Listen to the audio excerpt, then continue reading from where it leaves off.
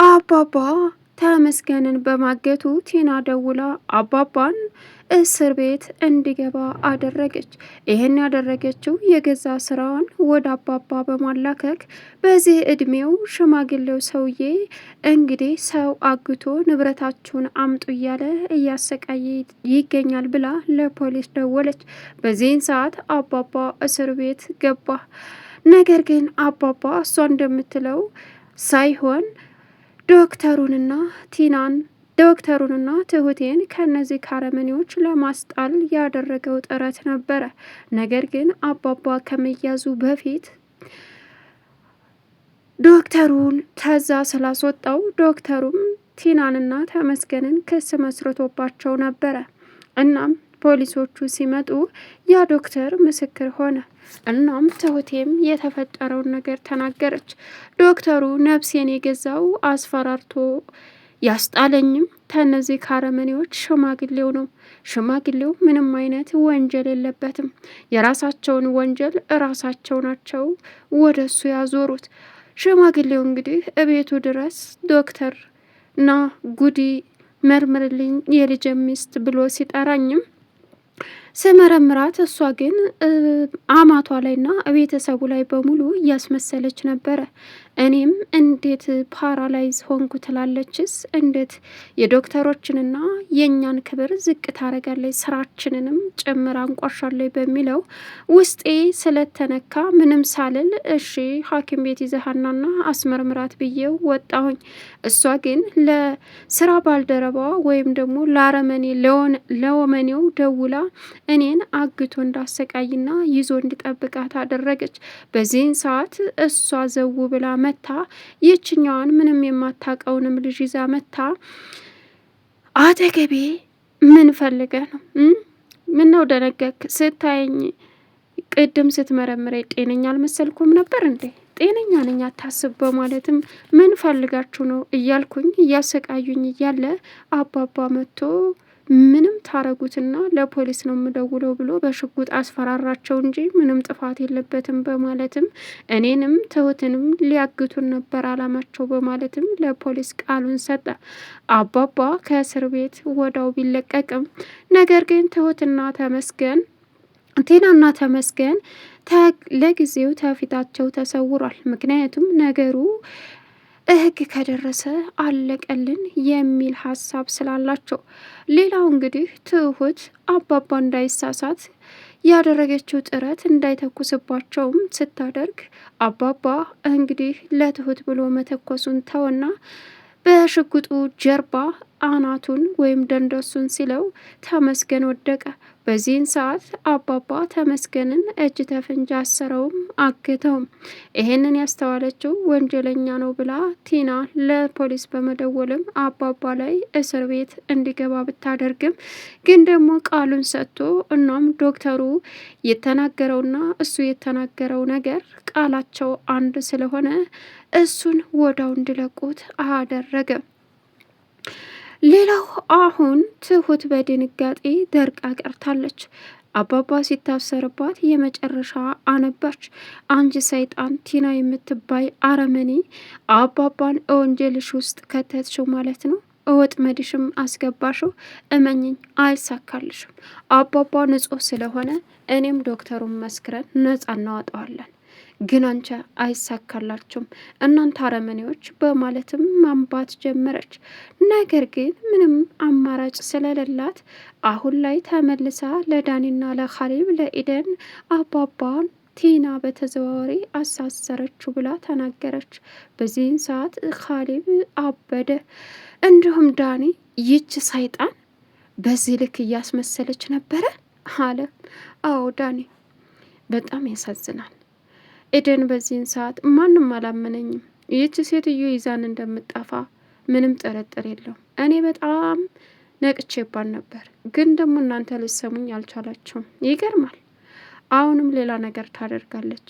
እንዳልታመመች የነቃሁባት ስልክ ስታወራ ደርሽባት ነው አለች። በዚህን ጊዜ ዳኒ ይህች ጭራቅ ዳቢሎስ በእኛ ህይወት ላይ እንደተጫወተች ልትኖር ነው ማለት ነው። እኔ እኮ ምኛት ነበር አለ። እሷን ያላመነ የለም። እኔ ብቻ ነኝ ያላመንኳት። አባባ ራሱ አምኗት ነበረ። ነገር ግን እውነታው በቅርቡ መውጣቱ ትልቅ ነገር ነው። እናት ትሁት ለምን ይዘሽ አኸርሽ አለ ዳኒና ካሊብ። እንዴ ይዣትማ የሄድኩት ወድጄ ሳይሆን ቤተ ክርስቲያን ብለሽ ይዘሽ ውጪ፣ አልበለዛ እህትሽን ከነ ልጇ ደም እቀባታለሁ ብላ አስፈራራችኝ። ምንም አማራጭ የለኝም። ቁርሳቸውን እንኳ ሳላቀርብ እሷን ተከትዬ ሄድኩኝ። ከዛም የት ነው የምትወስጂ ብዬ ስጠይቃትም አይመለከትሽም፣ ዝም ብለሽ ነይ አለችኝ። በዚህን ሰዓት ምን አማራጭ አለኝ? ተከትያ ተርኩኝ። ከዛም ስንገባ ዶክተሩን እጁንም አፉንም አስረው አግተው እያሰቃየው ታገኘውኝ። እሷ ምንድን ነው እያረጋችሁ ያላችሁት? ምን ልታረጉት ነው ስልም ዝም በይ አንቺ አለችኝ። ያም ጭራቁ እዚህ ቦታ ለምን ይዘሻት መጣች ሲላትም አማራጭ የለኝም ግዴታ ነው፣ ምንም ማድረግ አልቻልኩም፣ ምንም አታመጣም አለችው። በዚህን ሰዓት አባባ ድንገት እኔና ቲና ስንሄድ ስለተከታተለን ዘው ብሎ በመግባትም ሽጉጥ ላያቸው ላይ ደቀነ። በዛን ሰዓት ተመስገን የአባባን ሽጉጥ ለመያዝ ተግያ ያዘ። ሽጉጡን እንደያዘው አባባን እባክን ብዬ አባባን ያስጣልኩ መስዬ ሽጉጡን ተመስገንን እጅ ያዝ ሳረግ አባባ ነጥቆ እንግዲህ ተመስገንን ደንደሱን ሲለው በሽጉጡ ጀርባ ሄዶ ፊር አለ። በዚህን ሰዓት አባባ እግሩንም እጁንም አሰረው አለችው። በጣም ይገርማል። የኔን አባት ማንም እንደማያሸንፈው አቅ ነበረ። አባቴ እኮ ከፈጣሪ የተሰጠኝ ትልቅ ስጦታዬ መከታዬ ነው። የእውነት አባ ቅዋውን ሁሉ ላንተ ጥበቡን ሁሉ ሰጥቶሃል። ያንተን ጸባይና ያንተን ጥንካሬ የምላበስ አድርገኝ እያለ ተመስገንም እያለ ማመስገን ጀመረ ካሌብ። በዚህን ሰዓት ለአባባ ልንደርስለት ይገባል። እነዚህ አረመኔዎች ፖሊስ ጣቢያ ሂደን ያለውንና የምናውቀውን በስልካችንም ያለውን መረጃ ዘግዝከን አሳልፈን ለፖሊስ በመስጠት አባባን ነጻ ልናወጣ ይገባል በማለትም እንግዲህ ኢደን ቀጥታ መሄድ አለብን አለቻቸው። ዳኒም ይህች አረመኔ ዳቢሎስ አለቃትም አለ። አረ እሷን ማን ይነካታል? ክፉዎቹ ተቀምጠው ጥሩዎቹ ይሰቃያሉ። እስከ መቼ ነው እንደዚህ የሚሆነው? እያለች መናደር ጀመረች። ተረጋጊ ሂዱ፣ ምንም የምታመጣው ነገር የለም። አባባ ንጹሕ ስለሆነ አሁኑ ይወጣል። እሷ ግን የመጨረሻዋ ነው። አሁን ሲጣርጌ ነው ምገላት አለ ዳኒ። ካሌብም አንተ ምንዳ በምንዳ እኔ ግን ማረጋትን አሳያታለሁ። በአሁኑ እንደዚህ እንዴት ተጫወተችብኝ አለ። አሁን በሷ ቤት አባባ እስር ቤት ስለገባ እንግዲህ ንብረቱን በካሌብ ስም ይሆናል፣ እኔ ራሴ ወርሳለሁ እያለች እያሰበች ነው አለች። ትሁቴም ምን ጭራሽ ይህ ሁሉ ጥረቷ አባባን ለማጥፋት የምትታገለው ለዚህ ነበር አላት። አዎ አባባን እንግዲህ ለመግደል እየሞከረች ግን ደግሞ አልተሳካላትም። አሁን የስራ ግብረ አበሯን ስለያዘባት ስላገተባት፣ በዚህ ደግሞ በፖሊስ መታ አስያዘችው። ግን አባባ ይወጣል አለች ትሁቴ። በዚህን ሰዓት በጣም በሚገርም ሁኔታ ዶክተሩ ግን ልክ አባባ ደርሶ ሲያስጥለው ከዛ በመሮጥ እንግዲህ ወጥቶ ይባረኩ አባባ ፈጣሪ ጠብቀውት እንደርሰው አይነት ሀቀኛ ሰው በሞላበት ይቺ አረመኔ እማትረባ ሰይጣን የሰይጣን ቁራጭ ዳብሎስ ስራዬንም እንዲሁም ደግሞ ክብሬንም ዝቅ አድርገዋለች። ይቺ ለህግ ቀርባ ህግ የራሱን ቅጣት መውሰድ አለበት። እኔ ስራዬን የምወድና የማከብር ለታመሙ ሰዎች ከፈጣሪ በታች ጥረት አድርጌ ማዳን የምችል ሰው ነኝ እንጂ እንደሷ የውሸታሞች ሕክምና የማካር ሰው አይደለችም። እንዲሁም ፓራላይዝ ሆናለይ ብሎ ወረቀት የጻፈላትንና መድኃኒት የሰጣትን ዶክተር በግልጽ እንድትናገርና እሱም የእሷ ተባባሪ እንደሆነ ለፍርድ መቅረብ አለበት። ምክንያቱም እንደ ሀገርም እንደ ዜጋም እንደ ባለሙያም የሚሰማኝ ስሜት የእኛን ስራ ዝቅ አድርገው ወንጀለኞችም አድርጋናለች። ስለዚህ ይችን ተስራ ዝቅ ያደረገችውንና ክብራችንን ተፈጣሪ በታይ ለህዝብ ለሰው ልጅ የምንደርሰውን ሰዎች አንቋሻ ስለሆነ በዛ ላይ ደግሞ በሌለውበትና በማልጠብቀው ሰዓት ወመኔዋን ልካ አሳግታኝም አስደብድባኛለችም። ምንድን ነው የምትፈልገው ስልም በራስህ ጊዜ አንተ ራስህ ትልቅ ችግር ውስጥ ገብተሃል።